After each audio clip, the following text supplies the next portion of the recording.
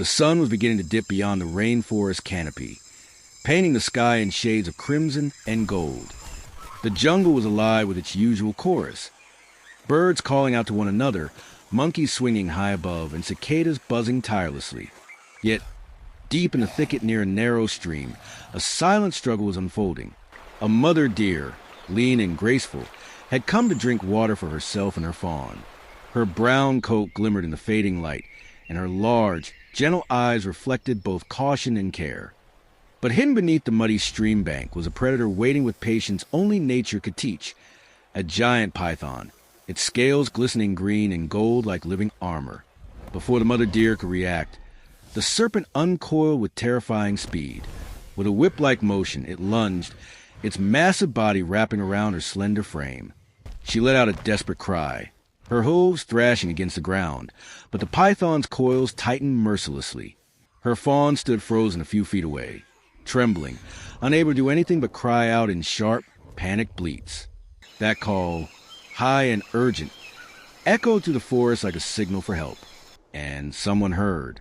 Not far away, a small team of rescuers from Paw SOS, a wildlife rescue group, were patrolling. They were on the lookout for injured or trapped animals when the faint cry reached them. "Did you hear that?" whispered Arjun, the leader, his eyes narrowing. Beside him, Maya, the medic of the team, adjusted her flashlight. "That's a distress call. Sound like a deer." With them was their loyal partner, Rex, a German shepherd trained to track and protect. His ears perked, and with sharp bark, he dashed ahead, following the sound through the underbrush. The team hurried after him, machetes in hand to clear the dense vines. Within minutes, they burst into clearing and froze at the sight before them. The python, thick as a tree trunk, had nearly immobilized a mother deer. Her breaths came shallow, her eyes wide with terror. The fawn cried from the sidelines, its thin legs shaking. "Careful," Arjun ordered, motioning the team into formation. "One wrong move and she won't make it." Rex barked ferociously, circling the python to distract it. The snake lifted its head, tongue flickering, momentarily loosening its coils. That brief hesitation was enough. Arjun swung the long bamboo pole he carried, jamming it between the python's coils and the deer's chest to create space. Maya rushed forward, pulling at the loosened section, while another rescuer, Kabir, sprayed the snake's face with a burst of cold water from his canteen, startling it. The python hissed, its body rippling with raw power. It lashed out, nearly striking Kabir. He stumbled back, but Rex lunged, biting the serpent's tail, pulling it away. "Hold on, girl, we've got you," Maya whispered to the struggling deer, her hands trembling but steady. With teamwork, they pried open the coils inch by inch. The snake resisted violently, but numbers and determination won over brute strength.